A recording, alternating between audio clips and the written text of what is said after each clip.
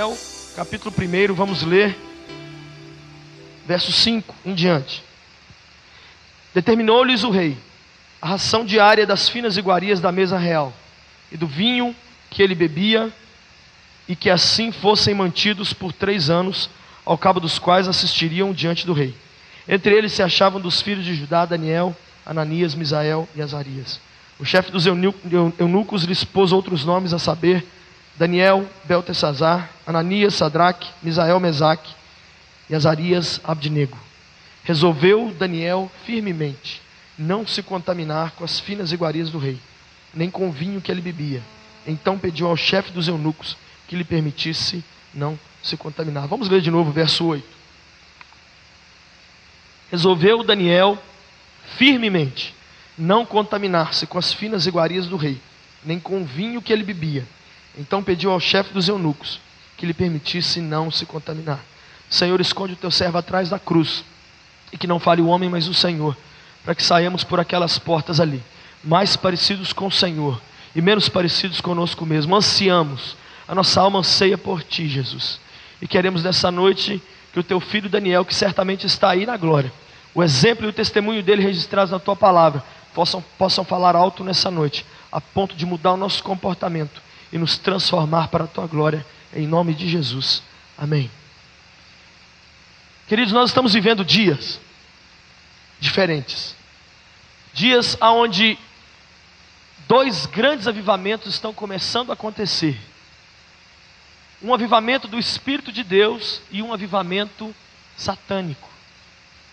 Um avivamento onde você vê um aumento de número de pessoas se entregando nas mãos de Jesus, e ao mesmo tempo você vê um aumento do pecado.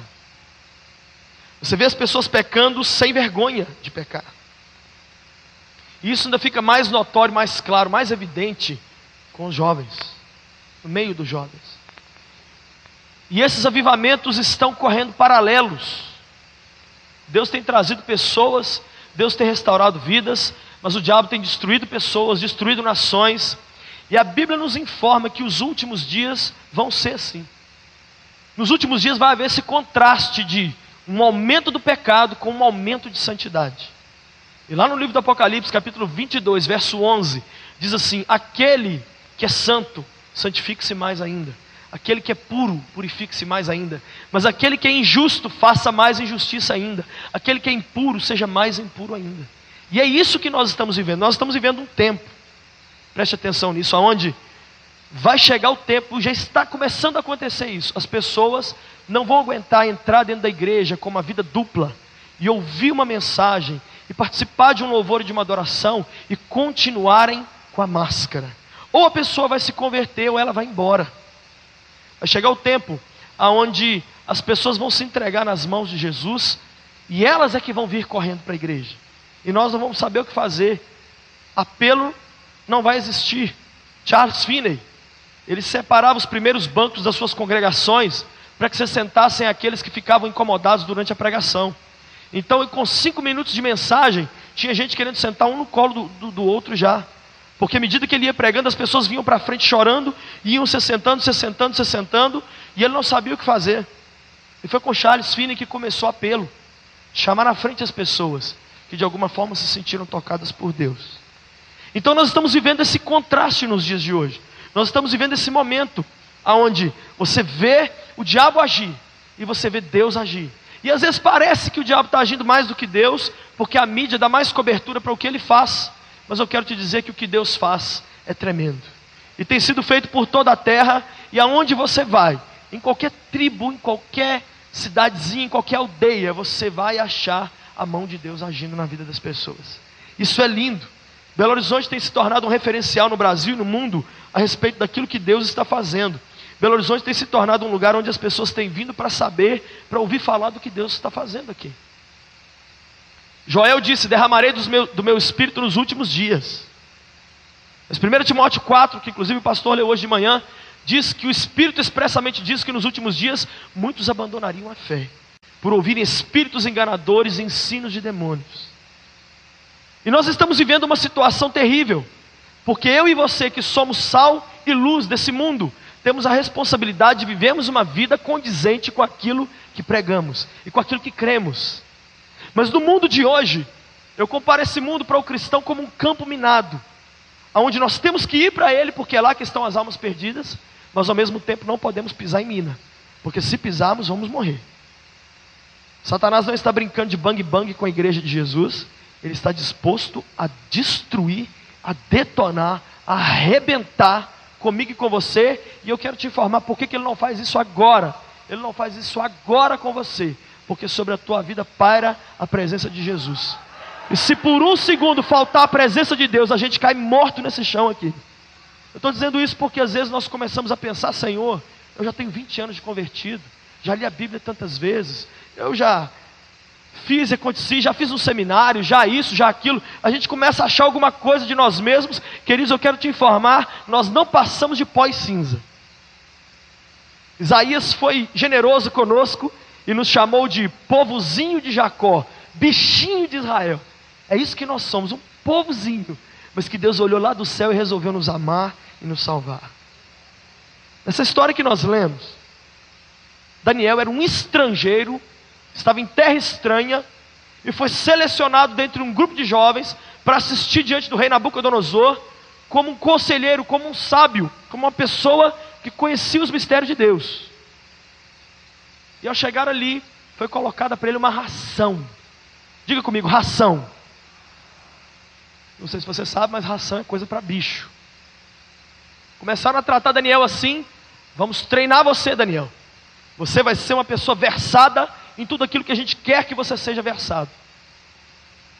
Mas a Bíblia diz, do nada, não existiam mandamentos no Velho Testamento proibindo isso. Daniel podia se sentar ali e comer. Ele não estava na terra dele onde ele podia fazer o que quisesse. Mas o verso 8 mexe muito comigo. E diz: resolveu Daniel firmemente não se contaminar com as finas iguarias do rei. Ele decidiu, decididamente, não pôr a mão naquilo que iria contaminá-lo. Eu e você nessa noite estamos sendo convocados pelo Senhor a decidirmos firmemente não colocar a nossa mão, não tocarmos aquilo que não vai promover o nosso crescimento e a nossa edificação. O Senhor conta com cada um de nós aqui nessa noite, porque está para soprar um vento nessa terra, um vento onde muitos vão cair, mas aqueles que ficarem de pé vão ficar para participar da última colheita e do último grande avivamento. Eu fui membro da igreja do pastor Benihim 1 ano, estava compartilhando isso com o pastor Gustavo, e um dia ele falou uma frase que mexeu muito comigo. Ele disse: todo crente está a um passo do céu, como também está a um passo do inferno. Para você destruir tudo que Deus já fez na sua vida e na sua família, não leva 1 minuto. Para você jogar por terra tudo que Deus já fez, todo o investimento espiritual que Deus já fez na sua vida, é fácil demais. Mas para você manter tudo isso de pé, não é mole. E por isso Daniel viu aquele quadro e ele disse: eu decido firmemente, eu não vou pôr a mão nisso e pronto, acabou. E a Bíblia diz, todos conhecem a história, no final Daniel foi honrado. E ele estava mais forte, e mais bonito, e mais inteligente, e mais sábio, e mais apto para estar diante do rei, depois de ter comido somente legumes, frutas e água, do que aqueles que ficaram assistindo na mesa do rei. Existe uma mesa que é colocada para mim e para você todos os dias. E o rei que coloca essa mesa chama-se Lúcifer. E ele fica louco para você tocar em alguma coisinha, beliscar alguma coisinha que está ali na mesa. Mas o Senhor nessa noite está te dizendo: querido, lembra-te do Salmo 23, 5. O que diz lá? Preparas uma mesa perante mim, na presença dos meus adversários. Quem prepara a mesa do crente é o Senhor. E nós comemos daquilo que Ele coloca diante de nós. Eu quero rapidamente passar por algumas áreas da nossa vida que você deve segurar firme, que você deve se manter santo, que você deve prestar atenção nela mais do que nas outras, porque já ficou provado que essas áreas que nós vamos falar aqui são áreas mais frágeis do ser humano, onde o diabo tende a tentar nos contaminar com mais facilidade. A primeira área são as nossas amizades. O primeiro conselho que o Espírito Santo te dá nessa noite: toma cuidado com as suas amizades. Eu quero te informar que as pessoas que estão no inferno agora estão lá por causa dos seus amigos. As pessoas que estão no céu estão lá por causa dos seus amigos. Eu tinha um amigo na igreja, e esse amigo era gago. E eu comecei a gaguejar também, porque eu andava muito com ele.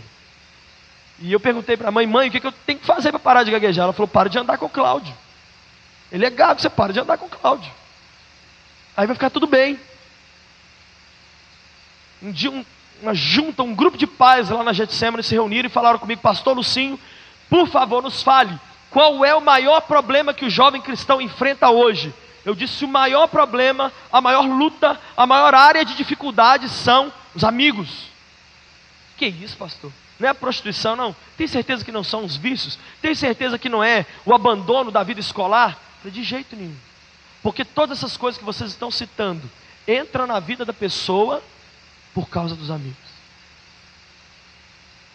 Quero te informar que a primeira revista pornográfica que eu vi na minha vida veio parar nas minhas mãos num dia em que eu fui dormir na casa de um amigo meu da igreja.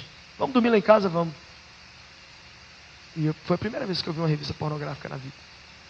Eu perguntei para os jovens lá da Getsemane um dia, quantos aqui já foram convidados por jovens não crentes para cometer algum tipo de pecado? Levanta sua mão. Muitos levantaram as mãos. Depois eu perguntei, quantos aqui já foram convidados por jovens crentes para cometer algum tipo de pecado? E todos levantaram as mãos. Eu vou citar muito exemplo de jovens da Getsemane aqui, não é com o intuito de difamar a nossa igreja. É para que alguma coisa que aconteceu com algum dos nossos jovens, ou comigo mesmo, possa nessa noite abrir os seus olhos e fazer você decidir firmemente não se contaminar com o lixo do inferno. Jonas estava no barco fugindo da presença de Deus. O barco ia afundar, tinha uma tempestade. Os marinheiros lançaram sorte para descobrir quem era o azarado. Descobriram que era Jonas. Chegaram para Jonas e fizeram um inquérito com ele. Jonas, de onde que você vem, para onde que você vai, quem é você? Jonas contou, eu estou fugindo da presença de Deus. Eles disseram, você é louco, nós vamos morrer por sua causa, rapaz. O que a gente faz, Jonas? Me joga no mar que tudo resolve. A Bíblia diz, e os marinheiros resolveram não jogar Jonas no mar, resolveram tentar remar mais um pouquinho. Querido, quando alguém é pedra de tropeço na sua vida, você rema e fica no mesmo lugar. Quando você tem um amigo que te conta piadas imorais no cursinho, na faculdade, e você ri. Quando você tem uma namorada safada. Quando você tem amigos que não sai um versículo bíblico da boca deles, não te convidam nunca para orar, te desanimam de vir à igreja, são os últimos a chegar e os primeiros a ir embora, você vai remar e vai ficar parado. O Espírito de Deus está te dizendo nessa noite, faz uma análise das pessoas com quem você está andando. A Bíblia diz que Daniel andava com quem, gente? Sadraque, Mesaque e Abdinego. 3 amigos. Vamos dizer assim, os 4 pegavam boi pelo chifre mesmo. Não estavam nem aí. Daniel escolheu os seus amigos. E por isso ele venceu até a cova dos leões. Segundo conselho que eu te dou nessa noite, tome cuidado com o seu momento de lazer. Eu estou falando aqui coisas muito simples, Deus não colocou no meu coração nada muito elaborado para essa noite. Mas tome cuidado com o seu momento de lazer. Na minha experiência lá na Mocidade de Getsemane e em outras igrejas, já ficou provado que muitos jovens pecam e se afastam de Jesus na hora que vão se divertir. Televisão, internet, músicas, férias, festas, formaturas, beira de praia. Quantos jovens já chegaram para mim lá em Getsemane em janeiro, final de janeiro, início de fevereiro, chegaram moreninho da praia e oprimido. Pastor, ora por mim, pastor. Por quê? Eu fiquei com meia dúzia de meninas lá na praia. É bonitão? Ficou com meia dúzia? Bonitão, mas oprimido. Já perdi a conta de quantos jovens chegaram perto de mim para me falar, pastor, Satanás achou um portão aberto dentro do meu quarto. E ele entra por ele toda noite. Qual que é esse portão? A pornografia na internet, pastor. As salas de bate-papo imorais. Querido, quem sabe você está aqui nessa noite e você se assenta diante do computador e não faz nenhuma dessas coisas que eu disse. mas você perde a madrugada inteira ali em coisas às vezes fúteis. Eu disse ao pastor Gustavo que me tocou muito o testemunho dele hoje, que ficou de 1 da manhã até 6h30 da manhã acordado preparando a mensagem que ele pregou lá no intercâmbio. Muitos viram à noite e eu não os encontro na escola bíblica no domingo de manhã. Aí os encontro no domingo à noite e falo: por que você não veio? Ah, pastor, virei a madrugada na frente da telinha.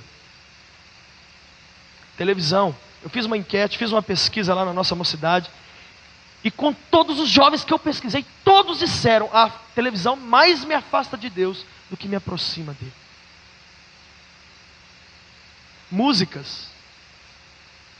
Você não pode oferecer no altar do Senhor 2 tipos de fogo: fogo estranho e fogo santo. Muitos insistem em querer cantar coisas que não louvam Jesus. Muitos insistem. Uma jovem lá na igreja me procurou e falou: pastor Lucinho, estou indo no pop rock. Falei: não vai não, filhinha. Eu vou. Falei: não vai não. Eu vou. Vai não. Falei: então vai, menina. Você quer ir? Vai. Ih, pastor, você está estressado hoje. Falei: estou estressado porque eu vou te falar quem é que vai te receber lá na roleta. Quem? O diabo. Ah, pastor, você está muito doidinho demais. Que isso? Não é Black Sabbath, não é AC/DC, não é Kiss que vai estar lá não. Essas bandas bobas que tem aí, Jota Quest, esse povo aí que não sabe nem a hora que está com fome. Eu falei: olha, eles também são vítimas. Mas eu não vou gastar saliva com você não. Vamos fazer uma oração aqui. Jesus, mostra para ela. Uma semana depois eu entrava num corredor da igreja, a igreja grande como essa, ela ia para o outro. Aí eu entrava no outro, ela ia para o outro. Eu falei: ô filhinha, vem cá. O que foi? Eu estou sujo? Vem cá, vamos conversar. O pastor, tem que te pedir perdão. Por quê? Porque eu combinei com meu pai ia parar o carro na porta do Mineirão, eu ia entrar no gramado, achar minhas amigas, voltava e dizia para ele: pode ir embora. Então ele parou, eu entrei, na hora que eu pisei no gramado, onde tinha um tablado lá, eu fiquei cega. 100% cega. Aí eu pensei: será que é pressão alta, pressão baixa? Não tinha nada, eu não estava com nada. Aí fui esperando 2, 3, 5, 6 minutos. E fiquei pensando: será que são as luzes do palco? Punha a mão no olho, não enxergava a mão. Aí eu comecei a gritar desesperada. Minhas amigas me acharam, me levaram para fora do estádio, me levaram até meu pai. Eu entrei no carro, 2 quarteirões do Mineirão, eu voltei a enxergar. Me perdoa, pastor. Satanás me recebeu na roleta. O seu lugar é ali, ó. Os braços do Pai. Mas não leva coisa para Ele que não presta não. Louva. Ele merece o seu louvor. Exclusividade. Diga comigo assim: Deus quer exclusividade. O Senhor nessa noite está te dizendo: quando você for se divertir, toma cuidado. Algumas jovens da Getsemane me procuraram chorando. 4. Pastor Lucinho, um choradeira. Eu falei: gente, vamos parar de chorar. O que é isso? Não, nós pecamos. Estamos aqui para te contar que pecamos. Por que vocês estão afobados assim? Não, porque outros jovens da Getsemane nos viram pecando e eles viriam contar para o Senhor. Então nós corremos para contar primeiro. Falei: ah, que ato de bravura, vocês estão de parabéns. Isso aí limpou o pecado de vocês. O que foi? Ah, pastor, nós somos numa festa de crente. Ah, que bom, festa de crente é coisa boa. Ô pastor, só que estava lá vários casais de namorados, estava lá tocando várias canções, e tocava Diante do Trono, tocava o Cine G3, tocava isso, tocava aquilo. Mas de repente, pastor, colocaram uma música lá que a letra dela era assim, ó: abra suas asas, solte suas feras, caia na gandaia, entre nessa festa, me leve com você no seu sonho mais louco, quero ver seu corpo livre, leve e solto. E as meninas falaram assim para mim: pastor, na linguagem bem jovem, desceu uma piração do ar e todo mundo ficou doido, pastor. Valia tudo, só não valia homem com homem, mulher com mulher. Todo mundo brotou cerveja do chão, foi um negócio.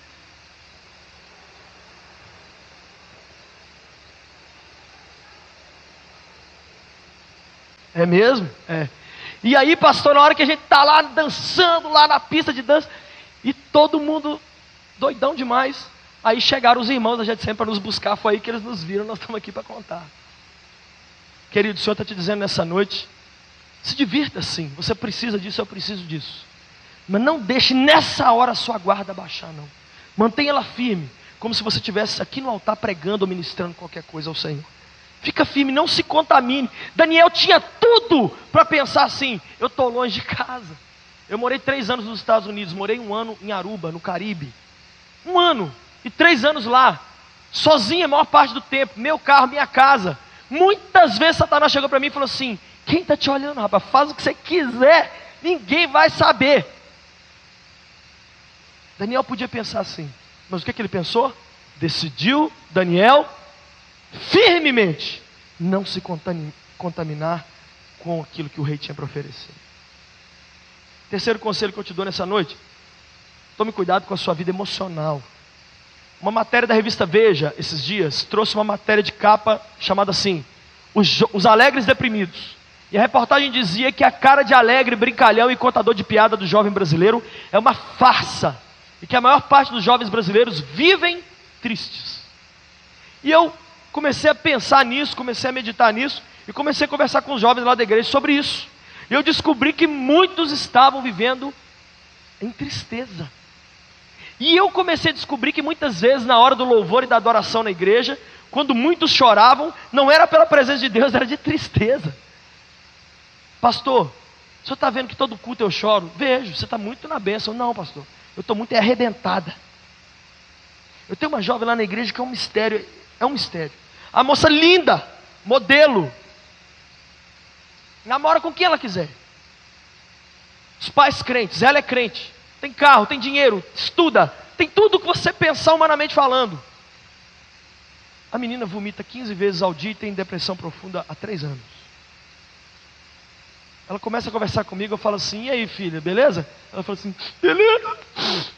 Ela não consegue falar oi, sem chorar. Eu falo: filha, por que você está assim? Pastor, é tudo e não é nada ao mesmo tempo. Olha como que é o processo que Satanás faz. Primeiro vem a angústia. O que é angústia? Uma jovem um dia me disse: pastor, a minha alma parece que chupou bala house. Que isso, menino? Eu estou com aquele gelo por dentro. Filhinha, tem uma palavra para isso, chama angústia. É um liquidificador ligado que fica te roendo. É isso. Se a angústia não é tratada, se a angústia não for tratada, ela vira mudança de humor. Mudança de humor é algo terrível. É algo terrível você ficar ao lado de alguém que muda a cada 5 minutos. Quantos aqui conhecem alguém assim? Nossa. A pessoa, presta atenção. Satanás quer colocar a pessoa refém das suas emoções. Então não é a pessoa que determina mais se o dia dela vai ser bom ou triste. É o diabo que olha e fala assim: hoje eu estou bonzinho com você, vou te dar 10 minutos de alegria. Aí você acorda, 10 minutos depois,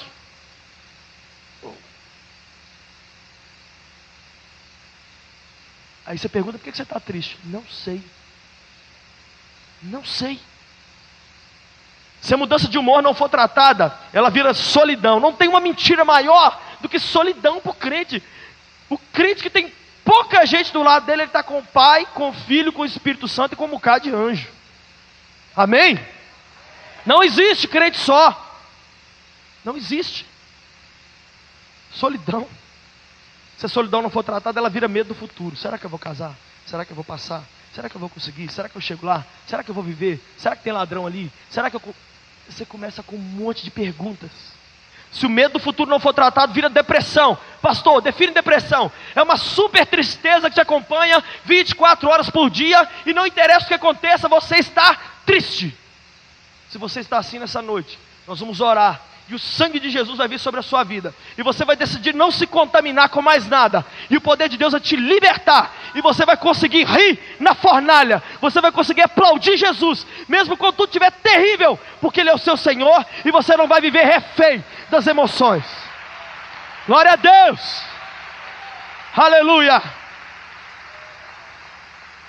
E se a depressão não for tratada, ela vira desejo suicida. Muita gente pensando em morrer, mesmo dentro da igreja. Muita gente pensando em morrer. Quando eu tinha 18 anos de idade, eu tive depressão. Ou melhor, quando eu tive 16 anos de idade, eu tive depressão. Minha mãe ainda era viva, ela me levou a um psicólogo. O psicólogo disse: o seu problema é que você é crente. Você tem que começar a ir nas boates, pegar umas meninas, fazer acontecer. Falou assim: passa na loja ali de disco agora, compra para você uns discos animados, aquelas bobeiras de crente lá. Para com aquilo. É por isso que você está triste. Eu saí de lá e peguei emprestado com um amigo meu um disco de uma banda chamada Legião Urbana. E cheguei em casa, coloquei a faixa e a letra da música dizia assim: será só imaginação? Será que nada vai acontecer? Será que é tudo isso em vão? Será que vamos conseguir vencer? E ao invés de melhorar, eu piorei. Eu comecei a pensar, será? Eu entrava dentro da igreja e eu ficava olhando para isso tudo e eu falava assim: será que isso aqui é só imaginação? Será que Deus é imaginação? Será que nada vai acontecer? Será que é tudo isso em vão mesmo, Deus? Eu sou um banana, eu estou aqui, eu sou um fantoche. Eu ia para o ponto de ônibus, eu não queria pegar ônibus não, o ônibus passava, eu ficava olhando. Estou te falando, você está rindo, mas foi duro para mim, amigo. Prato de comida, a comida está pronta, eu olhava para a comida, de repente a alface estava com aquelas bolinhas d'água, porque eu chorava. Eu pensava, comer para quê? Para continuar nessa vida assim? Eu não. Se você está com as suas emoções, se você está refém delas nessa noite, o Senhor vai te libertar, em nome de Jesus. Quarto conselho que nós te damos nessa noite: tome cuidado com a sua vida familiar. O diabo resolveu acabar com a família cristã. Olha, tem muitos filhos precisando de pedir perdão para os pais. Às vezes não é porque bate na cara do pai, não. É porque nunca chegou para ele e disse: pai, eu tenho orgulho de ser seu filho. Nunca disse para a mãe: mãe, eu te amo, viu? O pai fala assim: vamos me ajudar a lavar o carro sábado à tarde. Você vira para ele e fala assim: se enxerga, velho, qual é, rapaz? Trabalhei, estudei a semana inteira, acorda para a vida. Sua mãe fala: vem aqui me ajudar com a vasilha. Que mané ilha, o quê, mãe? Arruma um empregado aí. A senhora trabalha para quê? Os pais dão conselho simples: chega em casa, meia-noite, não passa não. Você chega 3 horas da manhã e chega nervoso. Você chega nervoso. Pá, abre a porta. Tem comida no forno não, pô? Quero comida. Ô filho, calma, o que está acontecendo? Não, poxa, não fui lá no aniversário, lá não tinha comida lá não. Um jovem da igreja chegou um dia para mim no culto e falou: pastor Lucinho, hoje eu peguei meu pai de tapa. Falou: moleque, por que você não tenta bater no seu pastor, que eu vou te partir a cara? Você é muito homem para bater no seu pai, tenta bater em mim.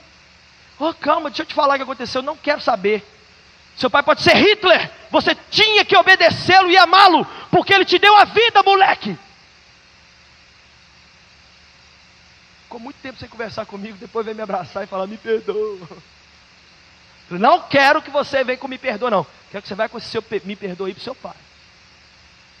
Cheguei um dia na casa de uma tia minha, quando eu abro a porta, o meu primo com a vassoura na mão, dando vassourada na cara da minha tia. Os dois crentes, a minha tia tentando se proteger, eu entrei no meio, dei uma pesada no Davi, joguei ele para lá, falei: poxa, amigo. Aí a minha tia foi para lá chorando, eu sentei com ele e falei: Davi, por que isso aconteceu? Essa velha está precisando de umas correção, camarada. Por quê? Está regulando a chave do carro. Eu já até capotei carro, agora vem com regulagem de chave, isso não existe. Eu falei: Davi, você lembra da sua tia, minha mãe? Irmã mais nova da sua mãe, você lembra dela? Claro que eu lembro da tia Miralda. Você lembra dela? Lembro. Irmã mais nova da sua mãe, você lembra dela? Lembro. Você lembra lá do velório da minha mãe? Você lembra? Ela morta dentro do caixão com 38 anos de idade, você lembra? Eu lembro. Davi, você vai ter que esperar ver sua mãe morta num caixão, para agarrar o caixão e falar: mãe, me perdoa porque eu te amo. Você vai fazer esse papel idiota desse jeito? Olha, querido, Satanás quer semear discórdia no lar evangélico. Pastor Jorge estava um dia desse celebrando um velório, e de repente entra um rapaz com um tênis, e coloca o tênis em cima do peito do defunto. E o rapaz chorando virou e falou assim: meu irmão, pode usar o tênis. Eles brigaram naquela manhã, porque o mais velho queria usar o tênis do mais novo falou: vai plantar batata. E aí, Quando ele viu o irmão morto, ele pegou o tênis e levou ele lá. Fizeram uma pesquisa em hospitais de pacientes terminais no mundo inteiro. E fizeram uma pergunta só para aqueles pacientes que estavam para morrer. O que é que você faria diferente com a sua vida se você não fosse morrer aí nessa cama daqui a poucos dias? Sabe o que 95% deles responderam? No mundo inteiro, pacientes com AIDS e câncer, que estavam com poucos dias de vida. Sabe o que 95% deles responderam? Eu amaria mais papai e mamãe. Quem sabe hoje é noite de você sair. Às vezes você tem até um plano de ir para algum lugar depois daqui. Vai direto para casa. Chega lá, pega o seu velho, dá nele um beijo. Pega a sua mãe, senta ela no colo, fala: mãe, a senhora é trem chique demais. Eu amo a senhora. A senhora é muito importante para mim. Naquela hora, quando você fizer isso, Satanás vai tomar um murro no olho tão grande que ele vai parar lá no inferno. E o seu lar vai ser um lar de cura, um lugar de vida, um lugar de vitória. É isso que Deus tem para você.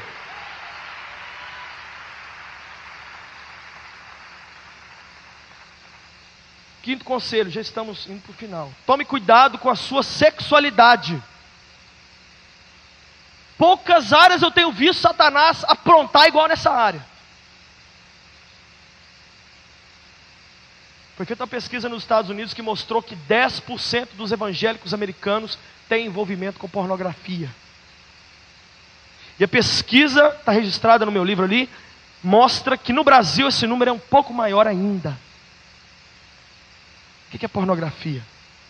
É você dar vazão, não à sua sexualidade, mas à sua sensualidade. Pastor, o que é sensualidade? É usar os seus gestos, as suas palavras, tudo que você tem para conseguir prazer de forma ilícita e errada, para causar em alguém um desejo que não vai ser correspondido. Isso é defraudação. Pastor Márcio tem um livro sobre isso. O diabo tem levado muitos guerreiros de Deus à ruína nessa área aí. Muita gente boa, muitos rapazes e moças dentro da igreja, oprimidos e tristes semana atrás de semana, por causa de masturbação. Tristes, por causa que viram para o pai e para a mãe e falam assim: vocês já vão dormir? Ô, gente, não vai não, tchau. Que é para poder assistir canal televisão de madrugada e ver coisas que não deve. Namoro, gente, namoro com sarro, com imoralidade de todo tipo. Daniel decidiu não se contaminar. Uma moça me ligou e disse: pastor, faz o meu casamento. Eu falei: faço. Você já está trabalhando? Não. E o seu noivo? Também não. Seus pais aprovam o casamento? Não. E o dele? Também não. Falei: pula da caiaca, vai doer menos. Não faça nada nessa vida sem a aprovação dos seus pais, é suicídio. Não, pastor, vou te explicar o que é. Estou namorando com ele há 3 anos. E o primeiro ano do namoro foi uma bênção. Mas de repente entrou a mão boba, de repente entraram outras coisas, e nós começamos a manter relações. E aí sabe o que acontecia, pastor? Podia ser feito, pregada a mensagem que fosse, a gente vinha no altar chorando os dois. Podia pregar sobre dízimo, a gente vinha chorando e arrependia. O assunto que fosse guerra espiritual, a gente vinha, chorava, voltava para casa, cometia o erro de novo. Na semana seguinte vinha, chorava, voltava para casa, cometia o erro de novo, vinha de novo, e voltava de novo, e vinha de novo. Aí eu liguei para ele um dia e falei: ô cara de pau, quem está falando aqui é a outra cara de pau. Você quer ir para o céu ou para o inferno? Essas foram as palavras dela. Ele falou: eu quero ir para o céu, mas nós estamos indo para o inferno. Então vamos tomar vergonha na cara, vamos fazer alguma coisa? Vamos. Fazer o quê? Vamos nos casar. Então, pastor, nós estamos nos casando, sem dinheiro, sem nada. A gente vai para a lua de mel, ficamos lá uns 5 dias. Depois, a gente volta para Belo Horizonte, eu volto para minha casa, e ele volta para a casa do pai dele. E a gente se encontra durante a semana para fazer alguma coisa aí num hotel da vida aí, porque a gente está cansado de pecar.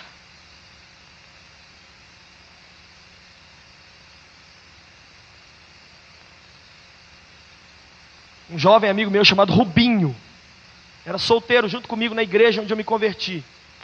E o Rubinho virou para mim e falou: Lucinho, vamos orar para que Deus nos dê esposa abençoada. Eu falei: vamos. Ele começou a orar e eu também. Deus me deu a minha Patrícia, que é com quem eu sou casada hoje. E ele também começou a namorar com a outra chamada Patrícia. Então saiu os 4, 2 Patrícias, o Rubinho e o Lucinho. Namorava 4. E com o tempo o Rubinho foi se afastando. Eu falei: esse negócio não está certo. Aí eu chamei o Rubinho um dia, fiz desse jeito, levantei o cabelo assim. Falei: Rubinho, Vê se está escrito aqui assim, idiota. Deve estar, não deve? De neon vermelho piscando. Está escrito? Qual é, velho? Qual é? Falei, não, deve estar. Por que você está falando isso? Rubinho, eu te conheço lá da esquina. Você está fazendo besteira com essa menina, rapaz. Não, calma, você está estressado, você está nervoso. Não tem nada disso, não tem nada disso. Eu sei o que eu estou fazendo, eu sei o chão que eu estou pisando. Sabe, bonitão? Você sabe? Um mês depois, o telefone toca 11h30 da noite, ele me liga. Vem pra cá, vem pra cá. Cheguei na casa dele, ele me abraçou chorando e levou meia hora para dizer que estava mantendo um relacionamento sexual com a Patrícia que havia engravidado. E os dois ativos na igreja, tocavam, ministravam, evangelizavam. Naquela hora, eu fiz o Rubinho parar de chorar. Coloquei o dedo no rosto dele e disse, Rubinho, a sua desgraça é a minha bênção. O que é? Você caiu no buraco, Rubinho, e me ensinou o que eu tenho que fazer para não cair. Queridos, o que o Espírito de Deus torce nessa noite para acontecer é que você sentado ouvindo essa palavra simples possa dizer, ok Jesus, eu entendi o recado. Eu não vou ser Rubinho, eu não vou ter que quebrar a cara para aprender que o meu corpo é templo do Espírito Santo e que eu tenho que me entregar a uma pessoa só, depois de casado. Um jovem um dia numa reunião de jovens lá na igreja levantou a mão e falou, pastor Lucim, Deus é injusto. Eu falei, por quê, rapaz? Coloca em nós o desejo sexual e depois fala, mas não faça nada, nananina. Eu falei, gostei de você. Sabe por que eu gostei de você? Porque você falou um negócio que muitos pensam, mas não falam. Queridos, o conselho que eu dou para quem está aqui nessa noite e está vivendo lutas nessa área é o seguinte: esfrega a cara no chapisco, vai correr em volta da Lagoa da Pampulha, toma banho gelado, mas não peque. Amém?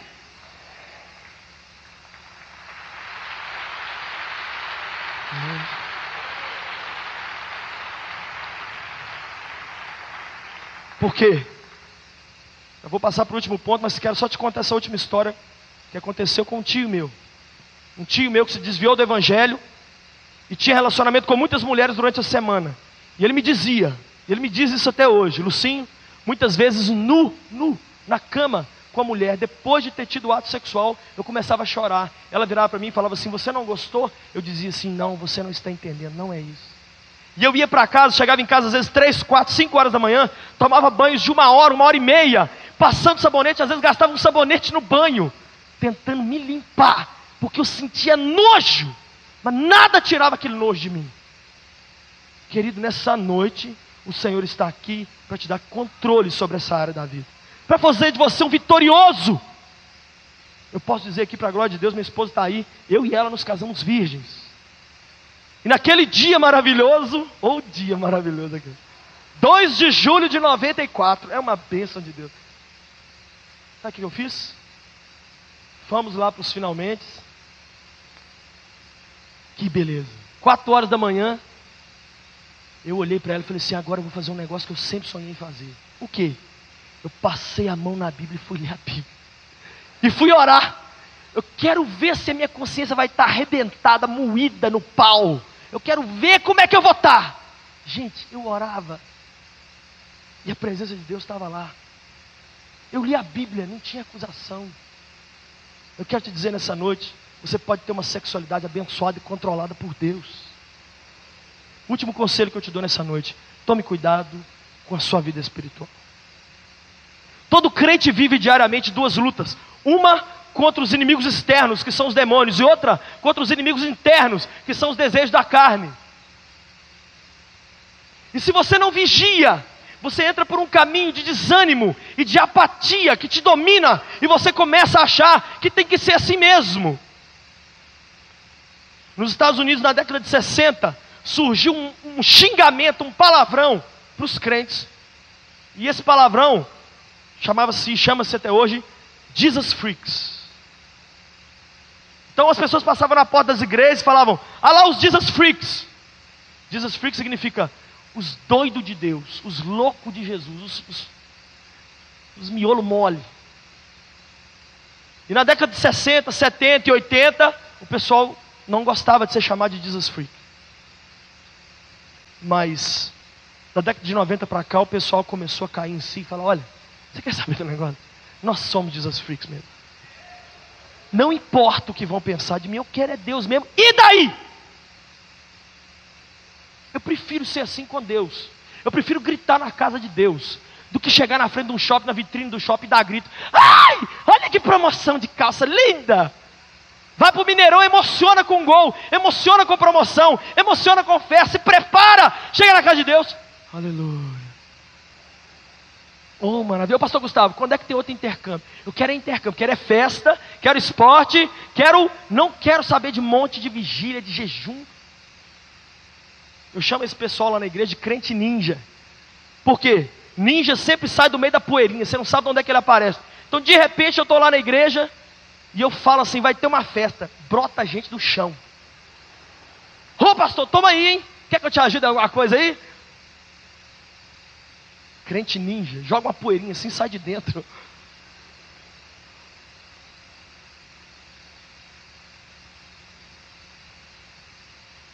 A gente tem que buscar mais a Jesus, amém? Quero te contar umas 2 ou 3 histórias de Jesus Freaks que existiram através da história do cristianismo. E nós vamos orar. Essas histórias me abençoam tanto que se eu chorar aqui você não se importa não. Eu leio 1000 vezes eu me emociono. O Haim e sua família no Camboja na década de 70, eles foram pegos pelos comunistas e foram ajoelhados do lado da sepultura que eles mesmos cavaram para eles mesmos. O Haim, a mulher e 4 filhos. Ali ajoelhados, o Haim falou, olha, eu quero só fazer uma oração. Posso fazer uma oração antes de sermos executados? Ele disse, pode fazer.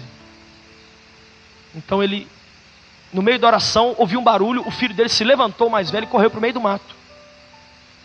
Os comunistas queriam ir atrás para matá-lo. Aquele pai disse, não, espere um momento, deixa eu chamá-lo primeiro. Disse assim para ele, filho, bem alto, filho, o que você prefere? Ficar perdido na floresta 2, 3 dias e ser assassinado por bichos ou pelos comunistas? Ou vir aqui para o lado do papai e da mamãe e daqui a pouco estar caminhando conosco nas ruas da Nova Jerusalém?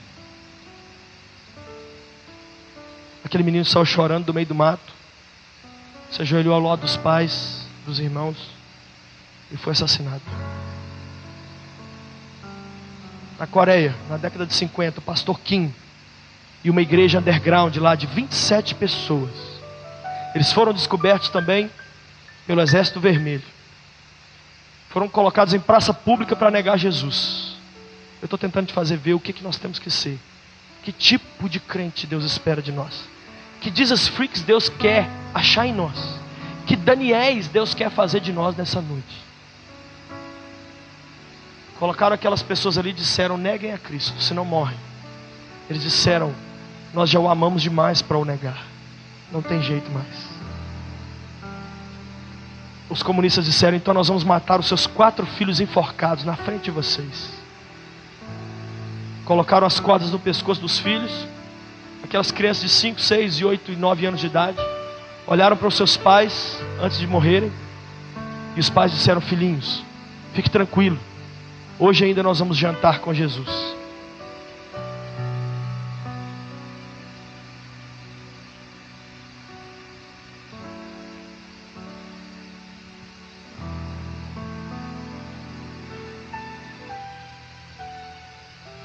E foram mortos. Pegaram os outros 23 que sobraram, deitaram eles na rua, na avenida principal de Pyongyang. Disseram, neguem a Cristo. Eles disseram, nós já o amamos demais para o negar.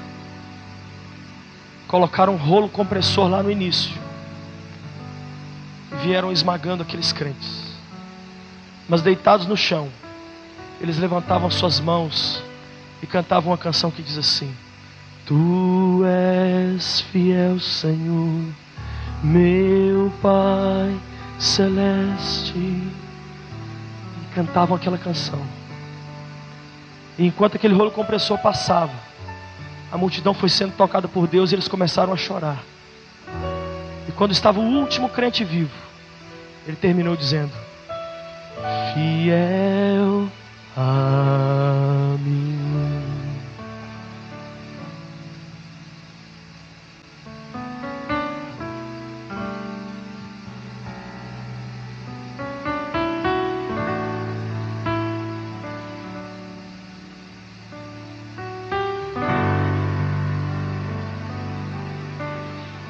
última história, o Thomas Hawker, na Inglaterra, em 1555.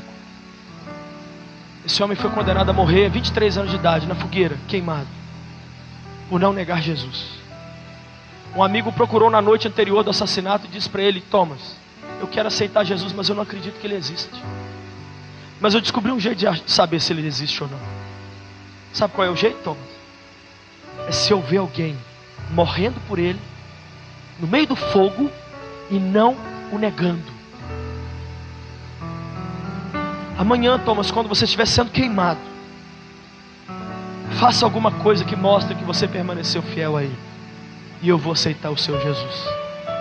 No outro dia a multidão se reuniu, colocaram fogo ali na base, naquelas lenhas, e o Thomas começou a ser queimado, e queimaram o Thomas tanto que os dedos já não existiam mais nenhum, só aquela carne negra, aquele cheiro de carne queimada, e ele já tinha sido queimado por tanto tempo que a multidão pensou que ele já estava morto, e todos estavam se voltando para ir embora. Mas de repente, aquelas duas mãos se levantaram, e ele disse a frase que o diabo mais quer arrancar dos seus lábios. Ele disse: glórias a Deus. E aplaudiu a Jesus com aqueles tocos de mão. Eu quero te dizer nessa noite, profeticamente, querido, tem gente louca para aceitar Jesus, mas só vai aceitar na hora que te ver debaixo de luta, mas ainda assim glorificando o Senhor. Tem gente aqui nessa noite vivendo lutas terríveis, mas o Senhor te diz: se no meio da sua luta você levantar suas mãos e me glorificar, se você cuidar da sua vida espiritual, da sua sexualidade, da sua família, dos seus amigos, do seu momento de lazer, se você decidir como Daniel, decidir firmemente não se contaminar com o lixo do diabo, ele vai fazer de você um guerreiro como nunca nessa terra. Você vai caminhar em vitória, ainda que venham lutas, você vai levantar a sua cabeça, pode ser com lágrimas, mas você vai dizer: Deus, eu te amo, eu tive que fazer isso, queridos. Eu vi minha mãe morta, e a oração que eu fiz, quando a minha mãe recebia a notícia da morte da minha mãe, eu disse: Senhor, nu eu vim a esse mundo, nu eu vou embora dele. O Senhor me deu minha mãe, o Senhor tomou minha mãe, bendito seja o nome do Senhor. Não é mole agradecer a Deus pela morte da sua mãe com 15 anos de idade. Se coloque de pé no seu lugar.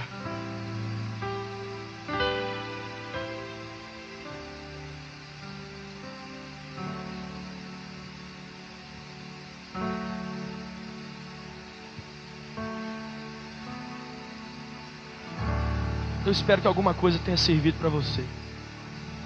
Quando eu prego assim, eu sou mais abençoado, sabia? Eu estava no avião vindo dos Estados Unidos, lendo essas histórias aqui. Eu chorava tanto, e as pessoas queriam saber por quê. Por que você está chorando? E eu disse para uma delas assim: porque eu estou lendo a história de algumas pessoas aqui que eu não sou digno nem de desatar a sandália do pé deles, não.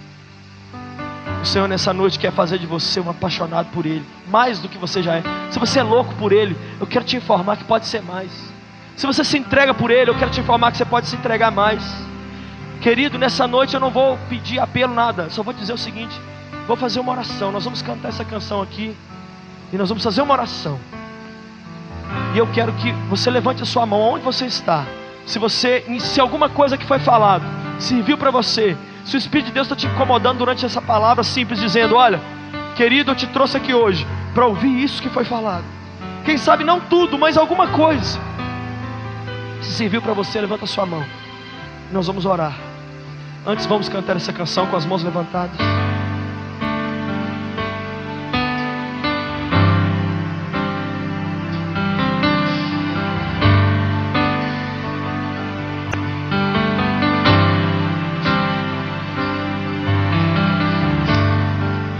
Quando a música esmorece, o resto desaparece. Simplesmente a te mexer. Achegue-se a Ele agora. Ansiando oferecer algo de valor, abençoar teu coração.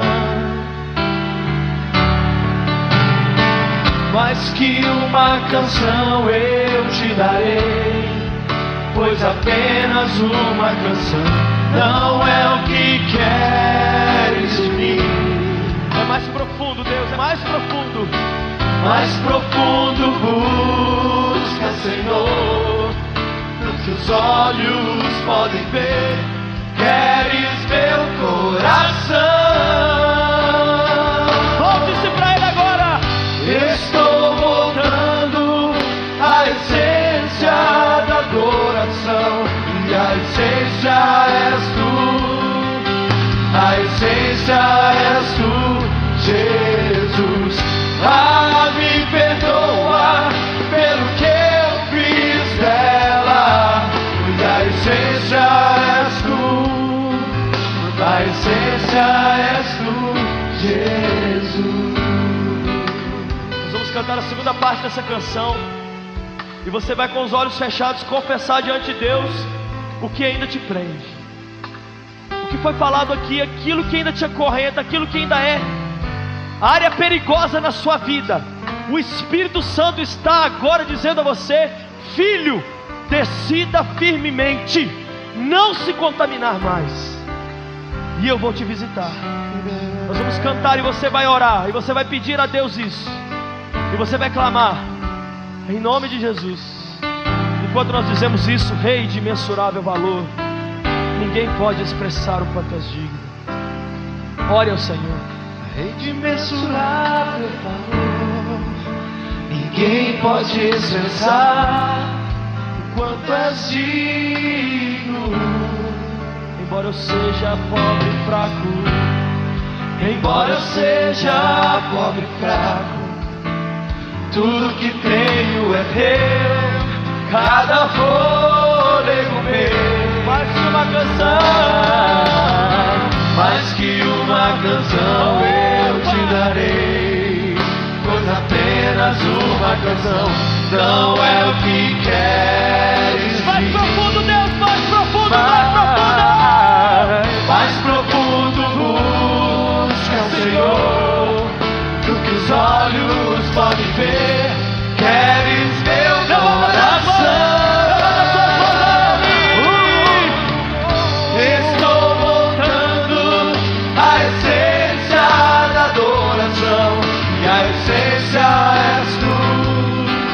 A essência és tu, Jesus. Me perdoa pelo que eu fiz dela, porque a essência és tu, a essência és tu, Jesus. Estou voltando à essência da adoração, que a essência és tu.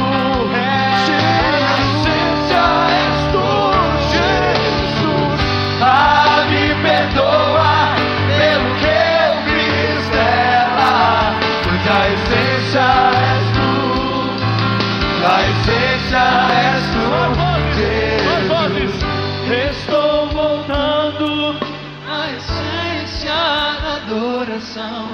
A essência és tu, a essência és tu, Jesus. Me perdoa pelo que eu fiz dela. A essência és tu, a essência és tu, Jesus. Senhor, nós oramos agora pelo teu povo. As tuas ovelhinhas, Senhor, elas não são minhas, não são do pastor Gustavo, não são do pastor Márcio, elas são tuas, Senhor. Olha aqui, quem tem andado oprimido, com emoções descontroladas, Jesus. Olha aqui, quem tem andado com depressão. Olha aqui, Jesus, quem a sua casa virou um inferno, um lugar de gritaria, de acusação, de morte. Deus, olha, Jesus, aqueles que na hora do entretenimento acabam pecando, Deus. Olha aqueles que têm amigos enviados por Satanás para afastá-los dos teus caminhos.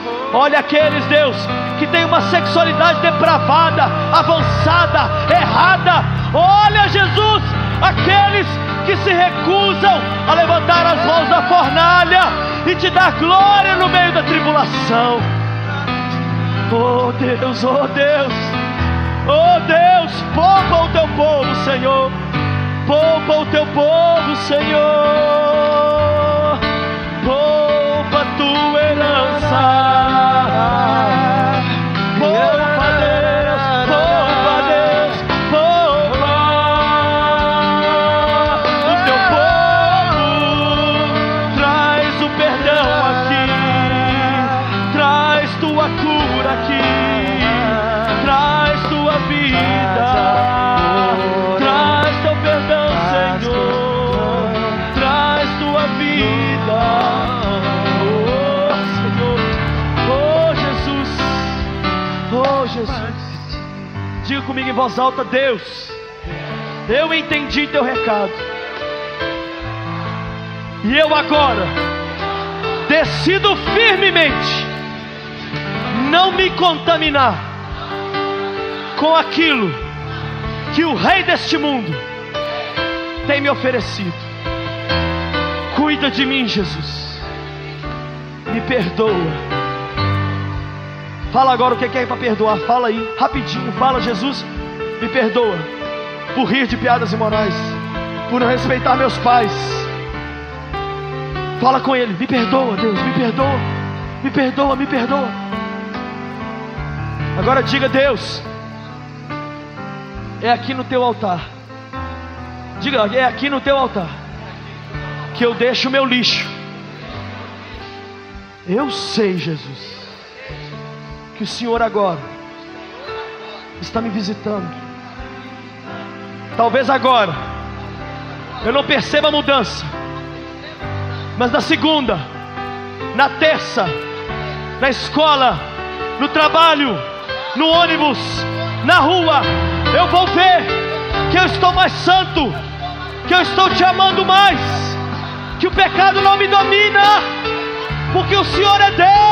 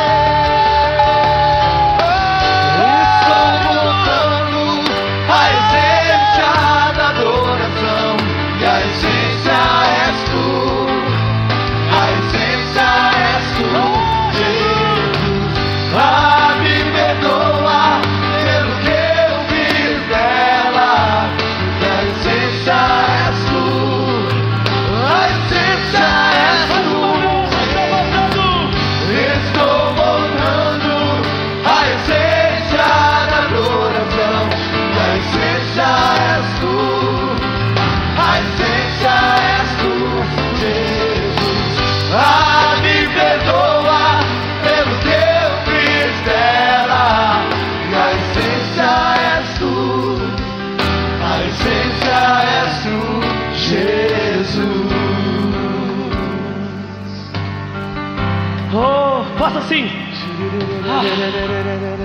Respire aliviado. Faça assim, ó. Eu estou me sentindo mais leve. Eu estou me sentindo mais puro diante de Jesus. Ofereça a Ele mais um forte aplauso. Pastor Gustavo.